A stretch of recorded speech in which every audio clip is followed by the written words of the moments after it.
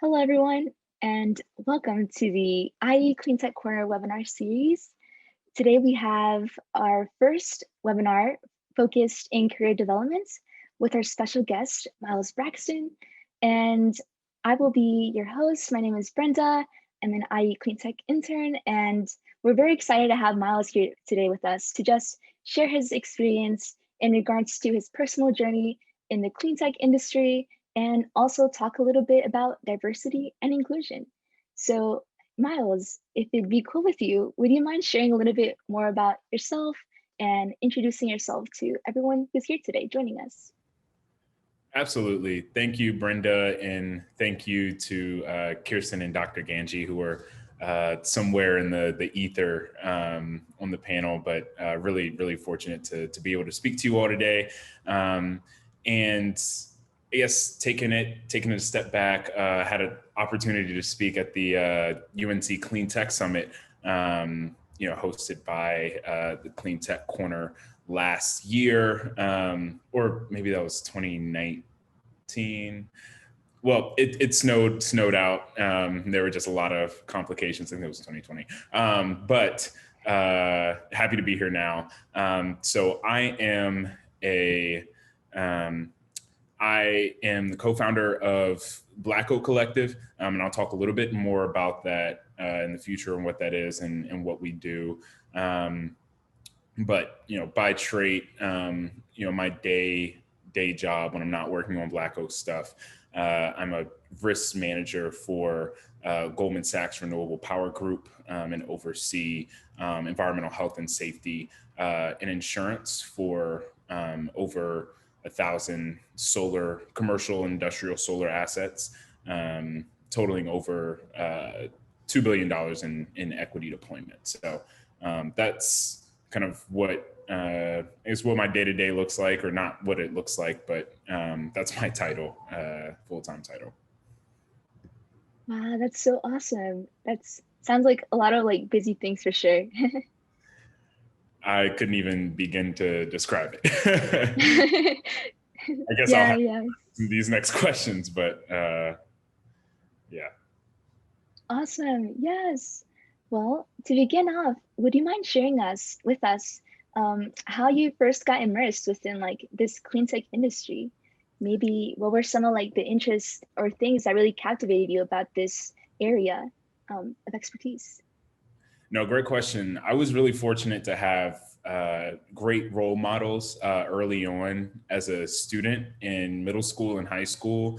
I was kind of involved in robotics and Lego robotics in middle school, and robotics in high school as well. And my robotics teacher was also my math teacher for 2 or 3 years. Mr. Stevens had bought a Chevy Volt, which was in 2010, I want to say, which it was revolutionary at the time, 2008 maybe, 2010.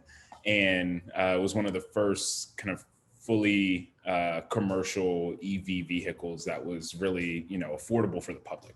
And I just remember he would come in each day and write on the chalkboard like how many days he went without purchasing gas.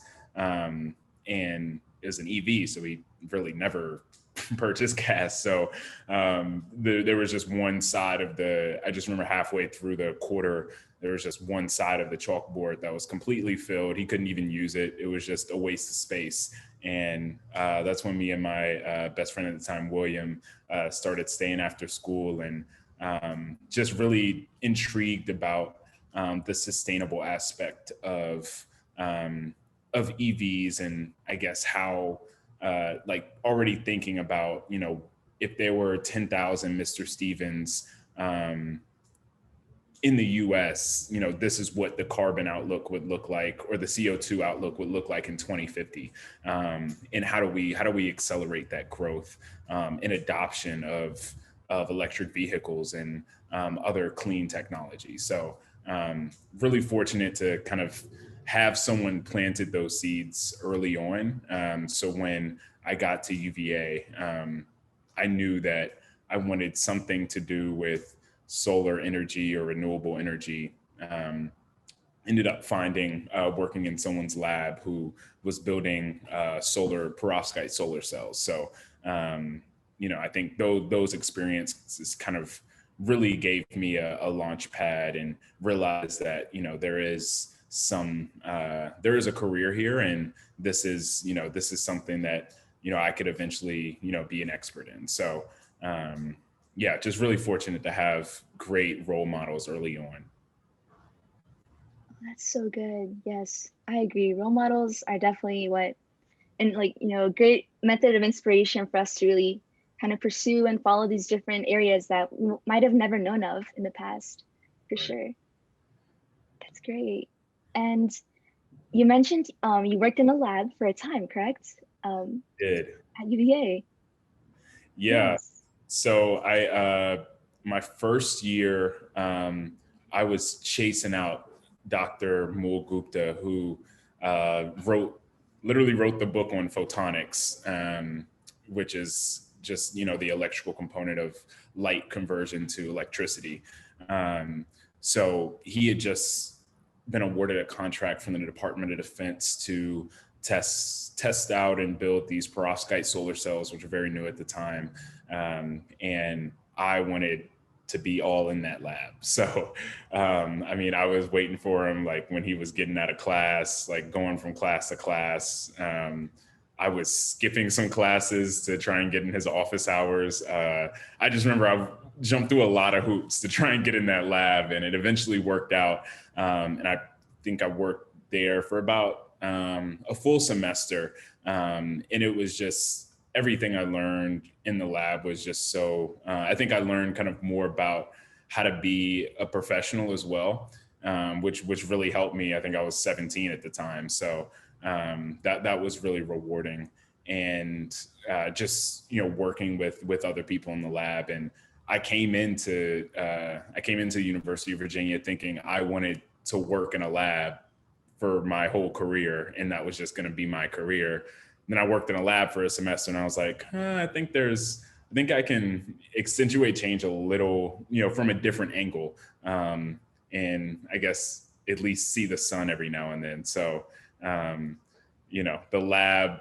It was good that I had that experience because I realized that there are multiple angles in advancing these technologies, and definitely felt like I wasn't utilizing my personal skills as much as I wanted to. So it was good that I had that experience, and I'll tell a lot of people this. Try and get all the experience you can, whether it's internships, unpaid internships, if it's in the lab, doing something you think you want to do, because you'll either say, hey, I really like doing this, or I don't, and I want to do something else. So you'll never know if you don't give it a try. So, and then I can go on to talk about kind of some of my internships, which I think is one of the questions you had provided, Brenda, and that was really the biggest thing I got from I had internships at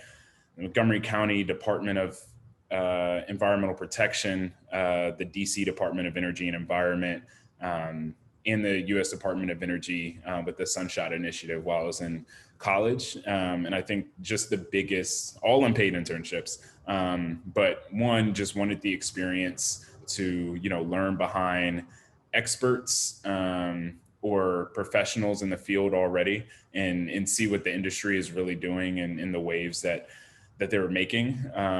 And two, just really seeing where I fit in, learning how different parts of the industry, are pushing the bottom line of clean energy specifically, and its development. And given all of my internships were for either local or federal government, I realized that I didn't want to work for either local or federal government. So it helped me really narrow down my job search when I was going to apply for jobs after college. And I already knew, having worked 3 summers, for the government, that, hey, this is, a little too slow for me. And I definitely want to work for a private company who's more fast paced. So, that was really helpful for me, and kind of narrowing down kind of what I wanted to do within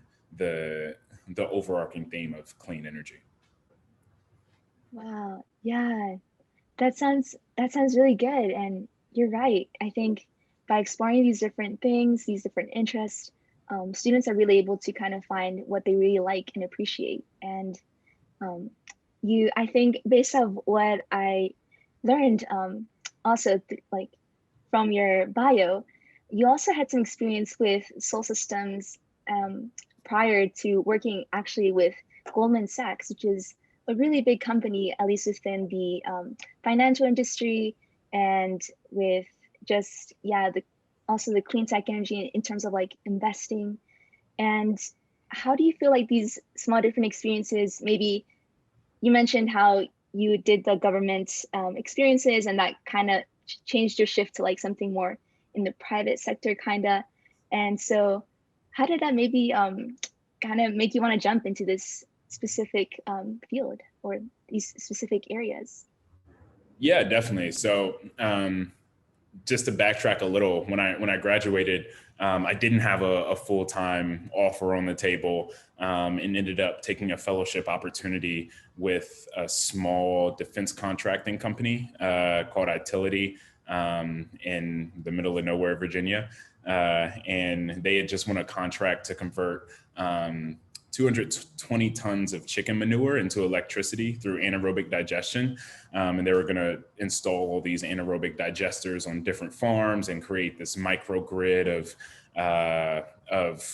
digesters, pretty much, that's supplying electricity, clean electricity, back to the farmers and back to the state of Maryland. And I thought that was an awesome project. Unfortunately, the company culture didn't really work out for me. There were just a lot of things that were no bueno. So ended up looking for other positions, but that was really good experience because it gave me a lot of project management, kind of project analysis. I was doing a lot of like stoichiometry, energy mass balance equations, like things that you learn in chemistry that you never think you'll use in real life. I had the opportunity to use those. So pay attention, guys. You never know when your skills you learn in school will be called upon, if you guys are still in school. Yeah, so moved on. I gained a lot of skills from that opportunity. I was there for about 5 months, and then started at Sol Systems, where I had applied to be an intern while I was in college, and it didn't work out. And I knew I wanted to be in DC as well, since that's where a lot of my family was based. So started as a business development analyst at Sol Systems. And, really, I would say kind of my day-to-day never really changed as I kind of moved up in the ranks as well. But three big things I did there was one, generating leads, and, seeing, I guess, seeing what customers qualified for a commercial solar system. And then once kind of we had that information, designing the actual solar array. And that was probably the most fun part of my job at Sol Systems, was just playing. We had this software called Helioscope, which is widely used in the industry for designing solar arrays. So yeah, I mean, I would spend hours. I mean, if you can play Tetris, you can use Helioscope. And they pay you to design solar arrays on Helioscope, it's pretty fun. So, I definitely sign up for that opportunity if you all see it in the future. Yeah, designing solar arrays for our potential clients. Once we get the outputs from that, once we know how large the system is going to be, the production the system is going to give out, we can plug those outputs into our financial model. And then I guess that's the third thing. We would start building the financial model to see, okay, well, based on the project characteristics, our investors are going to want to see this X amount of return on this project, compared to this larger project where they're expecting to see a less percentage return, but it may be more monetary value, or maybe that's a project that's more suitable for their portfolio that they want to throw it in. So kind of just learning learning the developer investor relationship was really important. And I think a skill that that translated well to what I do today.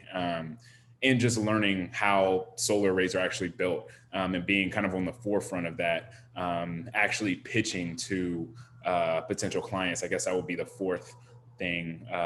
The fourth role of my position was, once we had all that information, actually creating proposals to say, okay, well, this is your future solar array, and we'll save you this X amount of dollars over the course of 20, 25 years if we can put this here. And there were some incentives where, we'll put this thing here for free and then pay you every year or every quarter, just because the energy credits or the SRECs are so valuable, or the rebate credits. So they're just learned a lot about renewable energy financing.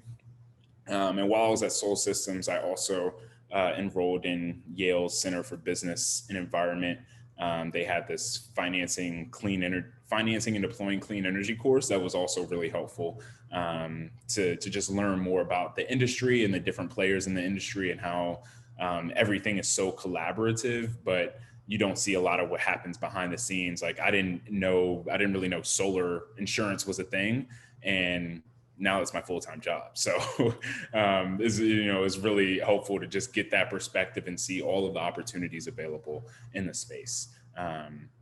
So yeah, that was my time at Sol Systems, and I really think it really did help me kind of give me a launching pad and really help me grow my foundational knowledge on the industry. Wow. Yeah, that's so cool. And so that definitely gave you an insight in so many fields, design, in definitely some analytic skills, finances, and you then later moved on to work with a bigger company such as Goldman Sachs, correct? Yeah, so I am the risk manager for Goldman Sachs Renewable Power Group, and we're a division of Goldman Sachs, which is we're a division of Goldman Sachs Asset Management, which is a division of Goldman Sachs. So our team is only about 60 people right now, so we're still small. Our headquarters is in Boca Raton, Florida, and we launched in 2017 and really looking to kind of build out our platform with the goal of being the largest solar asset owner in the country. And we're very close. So that's exciting when you kind of have like an overarching mission. Everybody on the team knows what that mission is, and everybody is pushing towards the same goal. And we have really good leadership there as well. So, and in my role now, I don't design any solar arrays. I don't really talk to customers since our main business in GSRP is developing projects out the wazoo. We used to be more on the acquire already built projects, and disperse whatever funding they needed to be completed, or just buy them as is and bank on the upside of the return throughout the rest of the life of the system. Now we're starting to just work more directly with developers like Sol Systems, who are already kind of on the front end of working with clients to build these systems. Once they have contracts and PPAs in place, once they have kind of a deal in place, they come to us and say, hey, we need some capital to actually make this thing happen. And if it's one thing that Goldman Sachs has, it's capital. So we use that. We fund through a bunch of different kind of levers, and this may be getting technical, but we do mainly tax equity funding. And I can talk a little bit more about that later, but yeah. So my role in the group is overseeing the environmental health and safety side, and also the insurance. So on the EH&S side, before we can even put boots on the grounds to start building these projects from the ground up, there have to be certain health and safety plans in place for workers actually on site. There has to, our construction and operation and maintenance teams need to know that how to report incidents if they happen. And that's what keeps me up late at night, because we have over 1,000 projects. If there's one incident on one site, I'm the guy that's alerted at 1 a.m. saying, hey, there's been vandalism to a site in California that's, cutting off this much of production. And that kind of ties into insurance on that side, which is nice that there is some kind of crossing there, or intersection. So, if there's an incident that happens where there's a loss in production, anytime there's a loss in production, there's a loss in revenue, because that's really how we get our revenue. And it was a little different being at Soul Systems, since we weren't the owners of the systems, and we were just really in charge of developing them, working the customer relationship, and selling them. There was once we sold it, there was something happened to the system. It's like, okay, well, it's out of our hands now. We have nothing to do with that.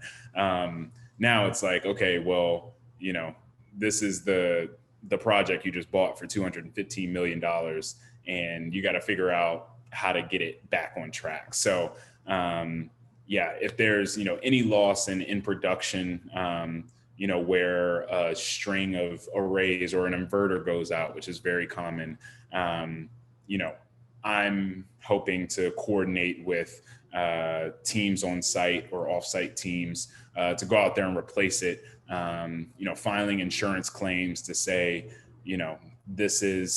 we lost X amount of dollars in revenue because the system wasn't producing for these amount of days.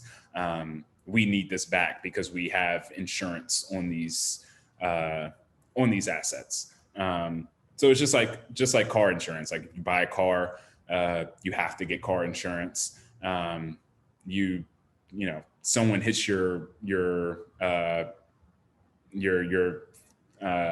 bumper.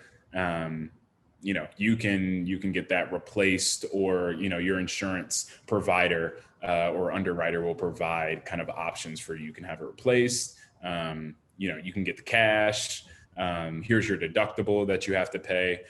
So it's, insurance is insurance at the end of the day. So even, when you're working with, hundreds of millions of dollars in solar projects and equipment. So but we have to place what's called builder's all risk insurance on, and know this is getting boring because I've said insurance like a million times, and I would have tuned myself out by now. But we place builder's all risk insurance, which is, I guess, when the project is under construction, something happens, we have insurance to back that up. And those premiums are really expensive too. But and then once the project comes online, we have operational coverage, which covers both damage and production loss. The builder's all risk, there is no, they call it business interruption or production loss, since the system isn't online yet. So, once those two policies are placed, we're really good to go from an insurance lens. But there's always, something that pops up and you have claims. So when there's a natural disaster or a wildfire in California, for example, that can affect multiple projects, and those can be week ruiners. So it's things like that that I'm monitoring on a day-to-day basis. Wow, that's a lot for sure. Yeah. And wow, I actually didn't know that Goldman Sachs like covered so many different areas, specifically like with insurance and these small, like big and small, like different projects. So it's really cool to hear about that through your insights and what you do. And yeah, and so moving on from there, like I bet you guys have encountered so many different types of situations, working like with different clients. And has there been an instance where maybe you guys have witnessed an issue and then have kind of seen the results and seen that progression and found like something valuable or learned something that's been very like kind of fulfilling for you guys from your side? Um, Fulfilling for us, I just say kind of the pace and not anything kind of specific on a project by project basis. I mean, there's things that's unique to every project. One project we found out, I think 3 weeks before we were going to mobilize and actually start, putting the foundations in place for the this huge solar array, that there was a oil pipeline under, like, right, going across the whole array path, or the land that the array was going to sit on. And we had to do a bunch of additional environmental assessments, and there are just a lot of things that slow down stuff. But then there's also things where you run into situations where there may be land that's actually cheaper than you thought it was, or you have the potential to, and typically in these projects we'll do a land lease. Sometimes the property owner on the site is like, hey, we'll sell you this land out front. So those are awesome situations where you get to put the solar farm there for 30 years, 35 years. And then, if that's, you own that land, so you can do whatever you want with it. You can upgrade the system as you please. You can rip it out the ground and do something else with the land.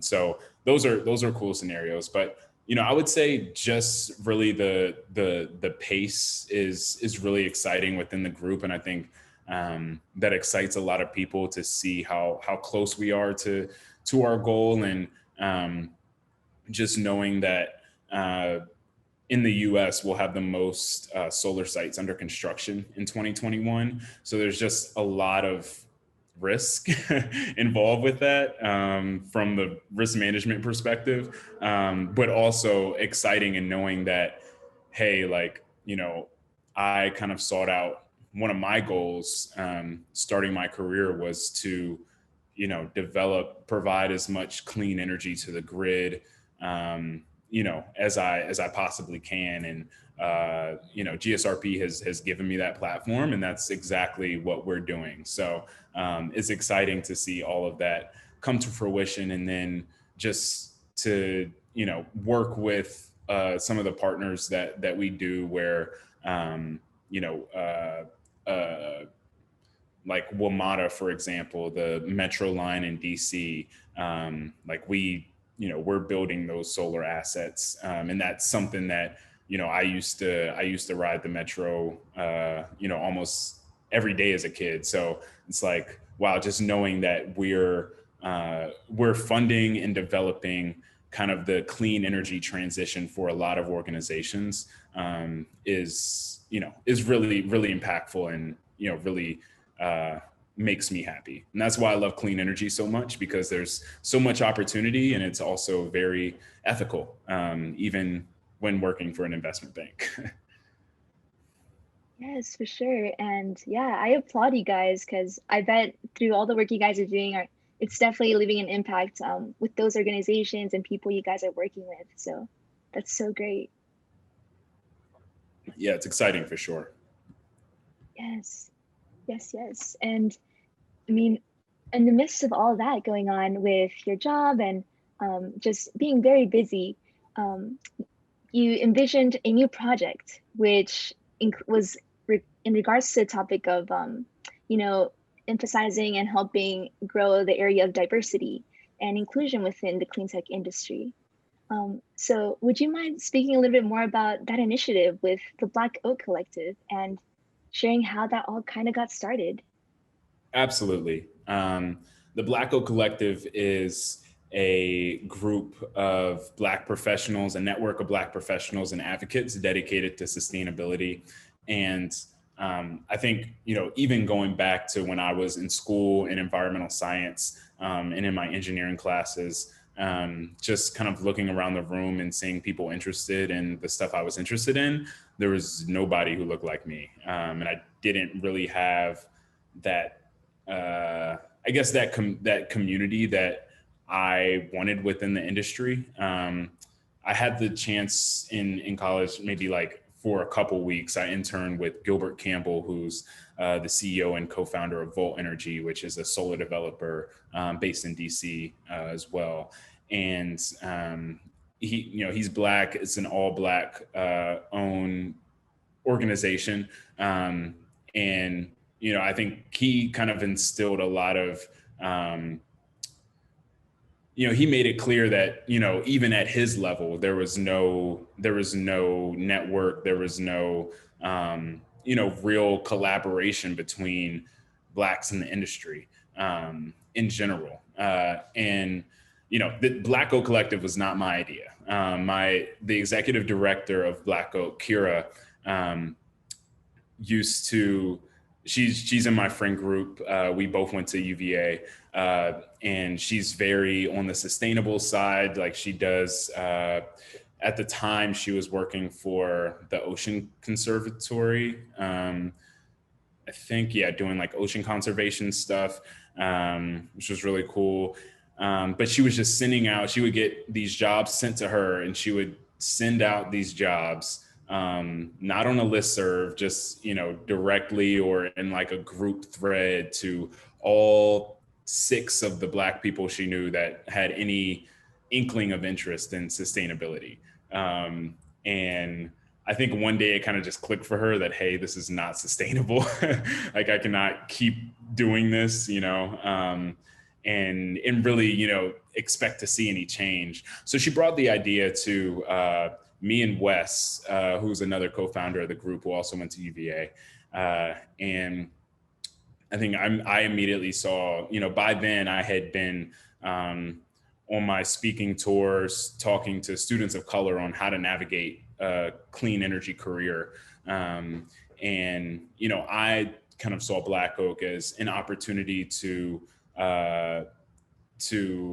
amplify that message and to work with a bunch of different organizations who were looking for, to diversify their ranks as well. And while I was at Soul Systems, one thing that was alarming to me was, I came in, I was one of three Black employees out of maybe a 50-person team. And when I left, I was one Black employee on a 70-person team. So it was really alarming that why are these numbers going down as we, become more progressive? Like this is I'm going to go on a limb and say that most clean energy organizations are progressive. And, I think a lot of them now are taking a step back and looking at, who are we employing? Who are we contracting with? And how do we make this more reflective of, our community? In DC, for example, DC is a more than 20% African American. And, when I left Soul Systems, it was 1 out of 70 African American. So, it just wasn't reflective of the community that they wanted to impact as well. So, I saw a lot of opportunity there to, work. And also I think, there are so many approaches.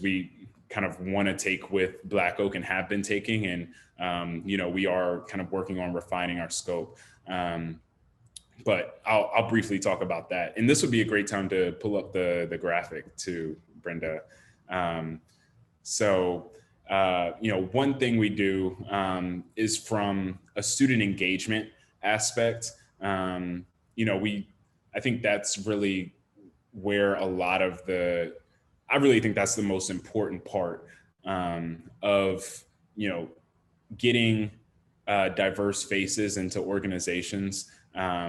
Is, first letting students know that, hey, and this isn't just a clean energy organization, this is sustainable in general. There are careers in environmental fields. You can have a career in urban planning, Brenda.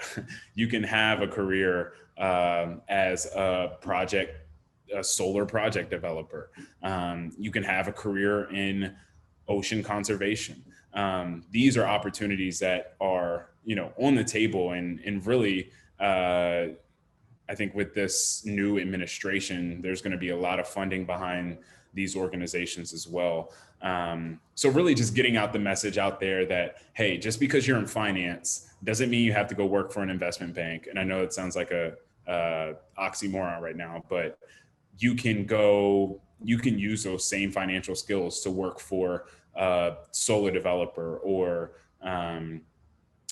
in, I don't think anybody wants to start their career in insurance, but a clean energy insurance provider. There are multiple ways you can utilize your skill sets to kind of fit a career that's ethical, that's budding, and that you'll enjoy. I think it's easy to kind of get siloed in the group think of 100 years past. Investment banking has been around forever. Large engineering firms like Lockheed Martin, Boeing have been around forever. And it's really easy to silo yourself into, okay, this is my major. These are the companies I want to work for. I'm a software developer. I want to work for Google. I want to work for Amazon. You can use those same skills in a different industry.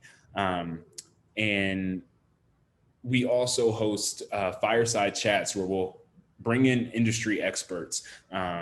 We've had experts in environmental justice, in clean energy, and we've had in conservation with the Virginia Conservation Network, who's a partner of Black Oak, come and speak about what they're, to our affiliates, these are open to the public as well. But definitely want to get them in front of our members and, describe what it's like being a person of color in this space, and as well as kind of what does your role look like, and how have you shaped your career, in this subfield of the environment. And I think, the more we can get those success stories, those messages out, the more interest there'll be in environmental careers. So we have a job board as well that our partners will come to us and say, hey, I have this posting. We want to share this job posting with your network. We'll put it on our website, send it out via our newsletter to all our members, and really, hope to, work with the partner and our members to hopefully place them in those organizations, and also get them a lot of face time with those organizations. So those are, we do blogs too. I think that's something that's been on a little slower with Black Oak, but that's our website below. You could check us out. We go through on the website kind of more what we do, how we do it, and, our goals. So I'd say our biggest goal as an organization is to be a network first and really increase collaboration between cross sectors of environmental fields. And this has been a little more difficult not being able to be in person or host any in-person events. But we have had a lot of successful networking events where someone in, I know I keep going to the kind of the same two subsectors in clean energy and ocean conservation, but this actually happened. Someone who was an offshore wind developer came and said, or no, someone who is ocean conservation came and said, we're having these problems with offshore wind development because they're affecting, these species in this way. And if this continues, if offshore wind continues to be developed at this rate, then this species is going to be extinct by, in the next 50 years. And the offshore wind developer had no idea that that was even remotely an issue. So, they started talking offline about, how do we, continue development, because obviously that's their job, without harming this one species and other species that, are probably being affected by the same thing. So, just things like that. We're just trying to, build our network, build collaboration, and provide more opportunities for, Black professionals and advocates interested in these fields.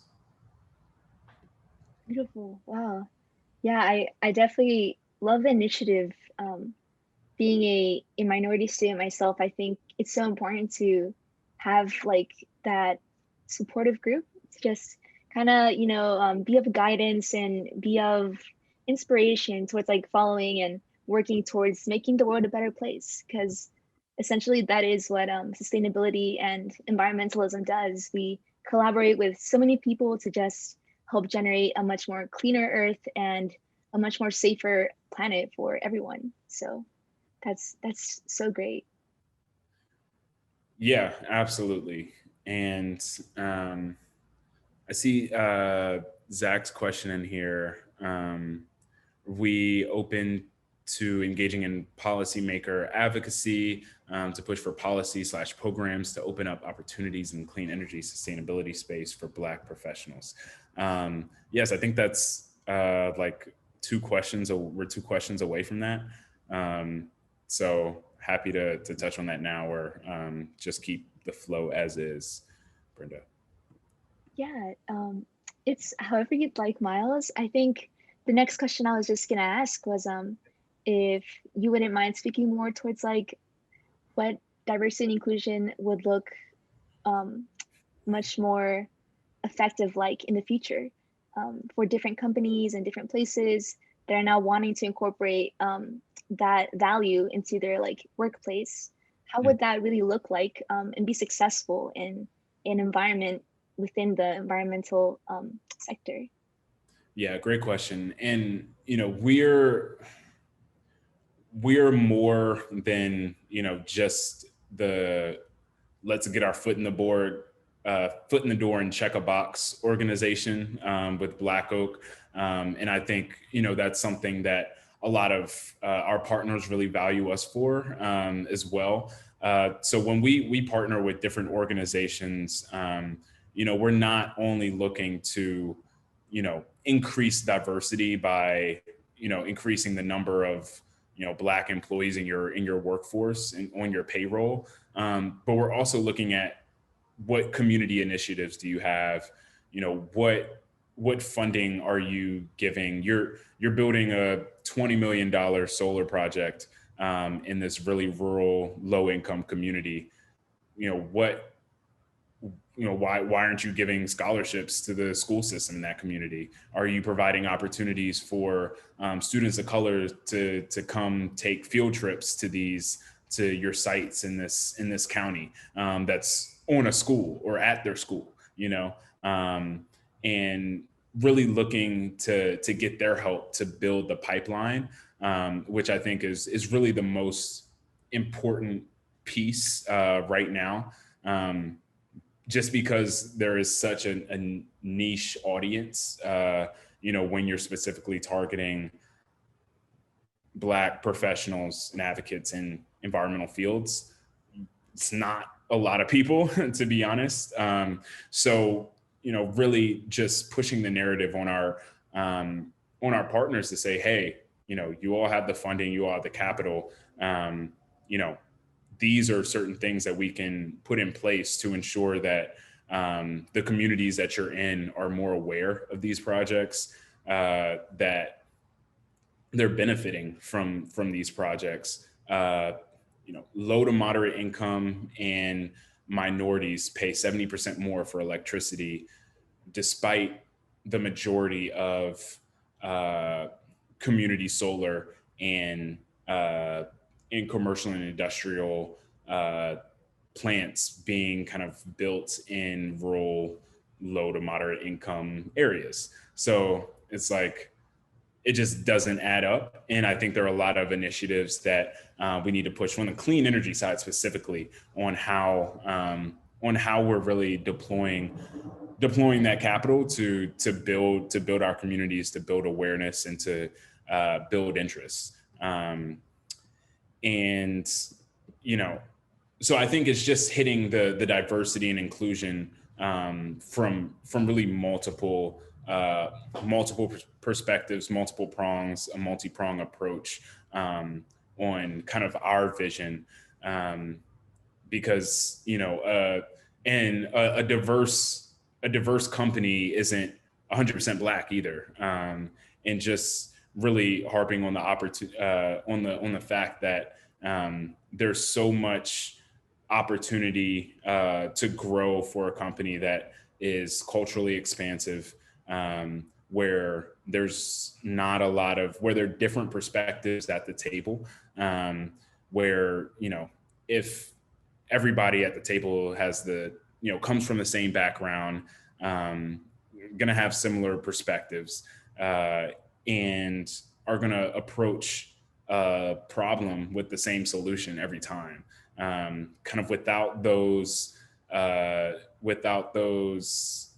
diversity.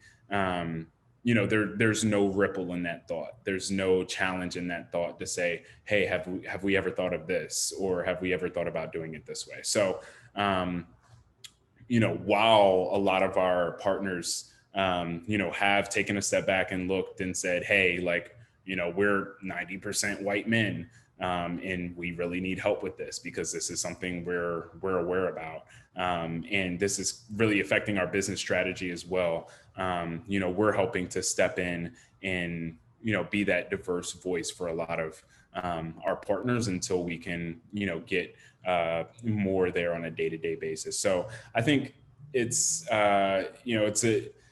we're approaching diversity and inclusion from a lot of kind of perspectives. And I think, I don't think there's a perfect picture in what a diverse organization looks like, because I think there's always going to be room for improvement, whether that's more women perspective or, more, if you're in a mainly Latino community and, you have no one on your team who speaks Spanish or is able to really understand the plights of that community.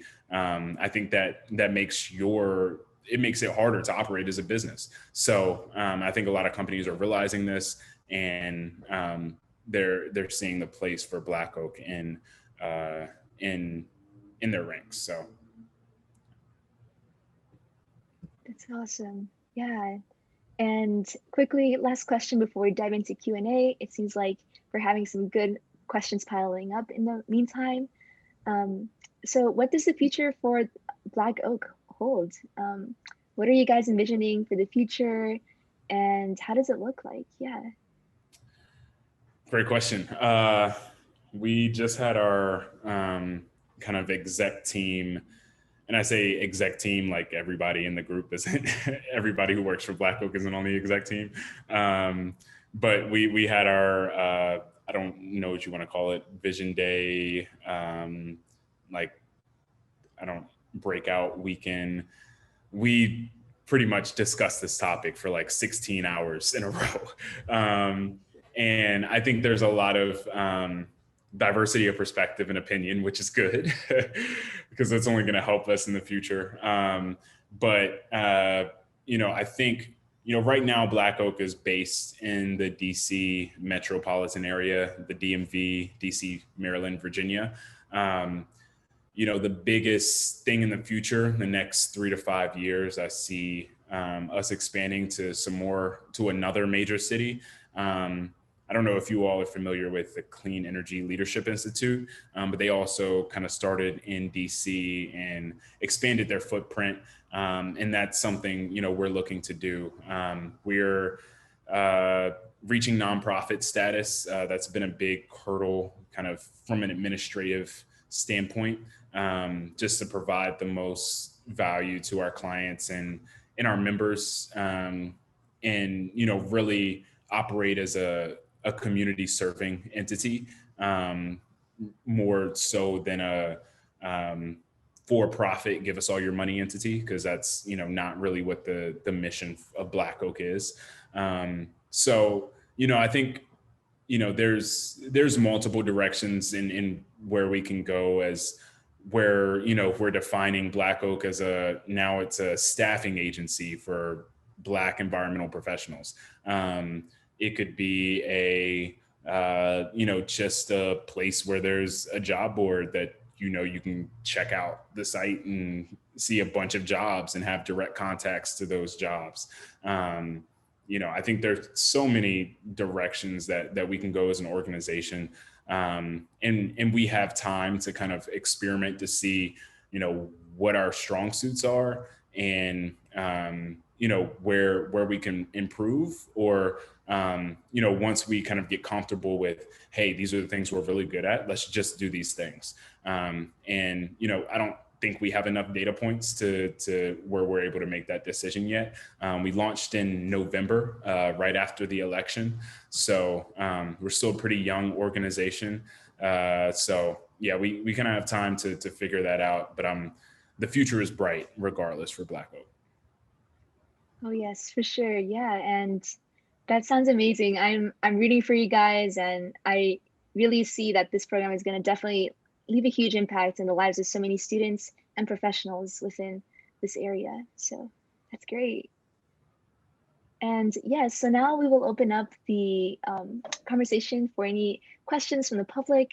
I think, is it okay, Miles, if we go a little bit, maybe past 7, maybe by a couple minutes? Absolutely. Okay, cool. Awesome. So yeah, we'll go back, I think, with Zach's question. Mm-hmm. He asked, is Black Oak interested in engaging in policy making advocacy to push for either policies or programs that will open up opportunities within the clean tech or sustainable space for Black professionals? Yes. We are very open to those opportunities, and working with a lot of our partners to put programs in place where they're not only affecting change from within their organization, but also kind of paving the way for other organizations to be more diverse, for their organizations to look more like their communities, and to provide more tools for their communities, to have interests and to be successful in these fields. So, I think, I don't know if directly we have worked with direct policymakers in the past to kind of push some of our initiatives. We've been pretty corporate nonprofit facing, and really looking to help organizational footprint, in what, I guess, the ways that their business is impacting their community, and within their business, what is it, what do you look like as an organization?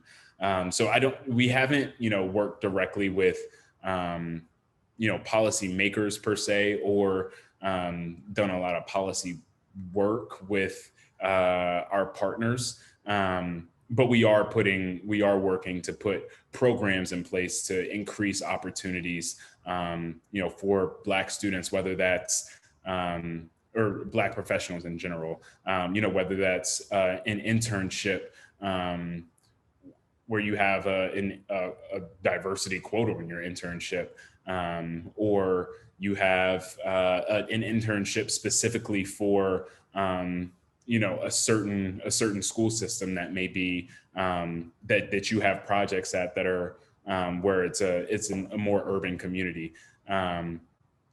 Programs where you're bringing in students to just walk around the office and tell them, what's going on. Like, what are you guys in suits doing? Because, we walk past this building every day on the way to school, but have no idea what's going on in here. So, all of those are kind of opportunities in programs that we're looking to help our partners with. But I think there is also a lot of opportunity, like you mentioned, Zach, to affect it on a larger scale. And our footprint is getting there, and we'll be there soon. So definitely we'll keep that in the cards. Wonderful. Yes. And another question from the audience, they ask, what do you think about the job outlook in clean energy? So this is like a much more general question. I think going back to more of speaking to what we were like talking about previously earlier on in the webinar. So Yep. yeah. I'd say if you ever wanted to be involved in clean energy, now is the time to do it. Obviously, I'd say two very large regions. One is kind of dwindling. So the first one I would say with COVID. One, clean energy is typically delivers power at cheaper rates, electricity at cheaper rates than oil and gas. That's why clean energy is this triple whammy of why don't we have this solution? Through that, a lot of organizations given, a lot of large, and this is especially in the commercial and industrial space, I think 60% of large corporations or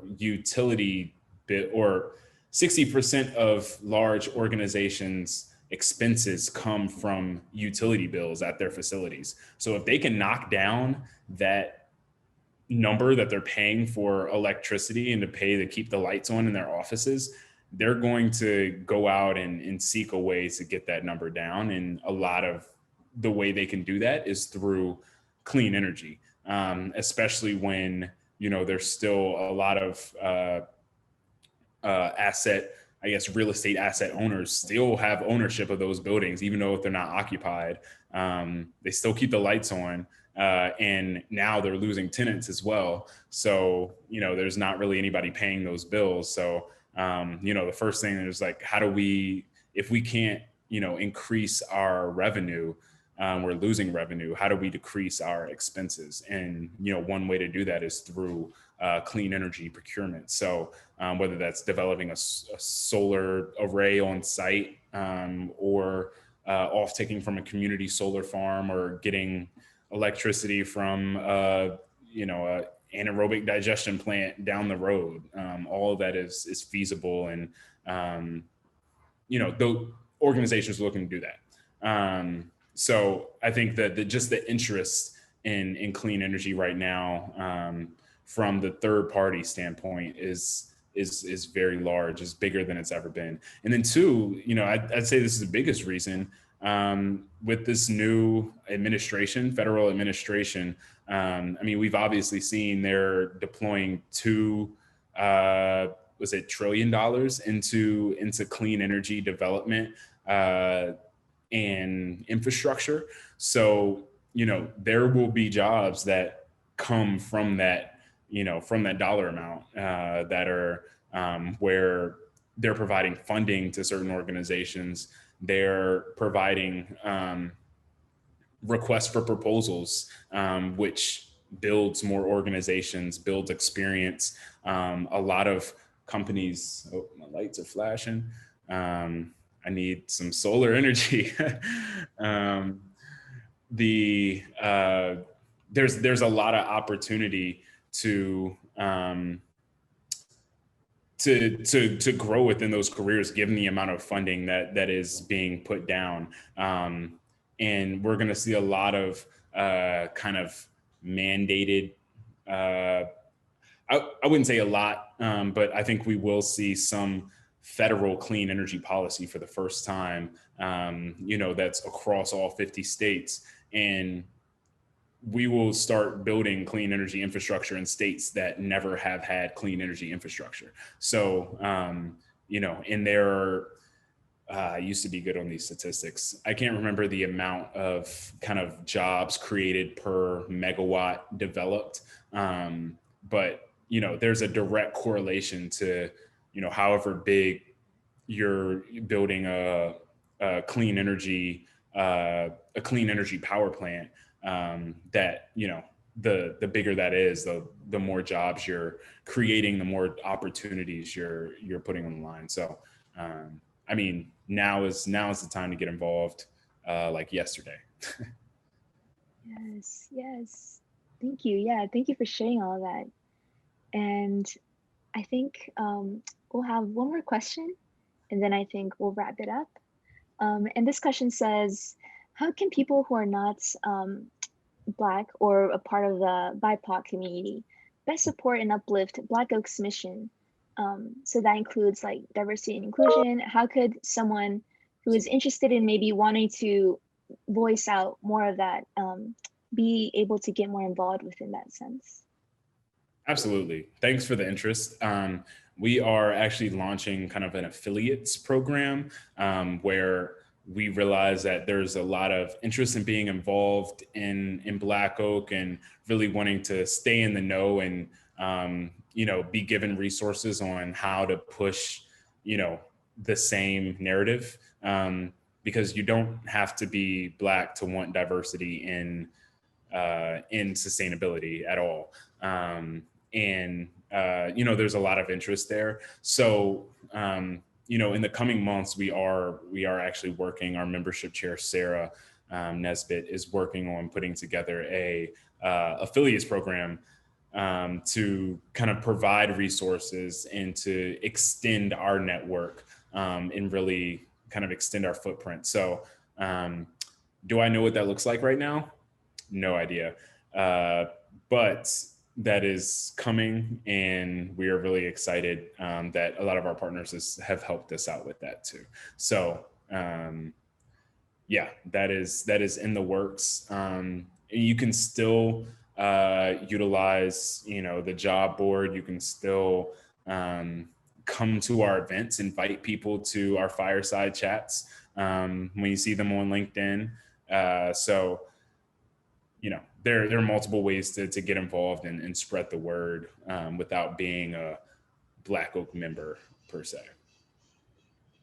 Beautiful. Yes, that's awesome. Yeah, and well, with that, we come to an end of our fireside chat call, which has been so great. I greatly enjoyed this conversation, Miles. Thank you so much for your time, and thank you everyone for asking all those wonderful questions and for being here. Yeah, really, really thanks for having me, Brenda, and Dr. Ganji and Kirsten.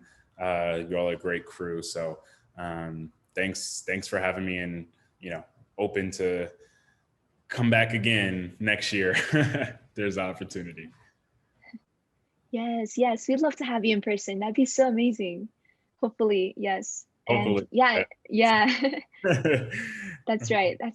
In person. Yes. And so, yes, thank you everyone for coming. This webinar has been recorded and will be made available on our IE Cleantech Corner YouTube channel later on. And so please stay tuned for that. And we want to thank Dr. Ganji and Kirsten as well, behind the scenes, for allowing us to be able to host this for the IE Cleantech Corner. We're, from the whole team, we're all grateful for all your support, and we hope to stay in touch. Thank you so much again to everyone. And thank you, Miles. Thanks for having me. All right. Bye, guys. Thank you for coming.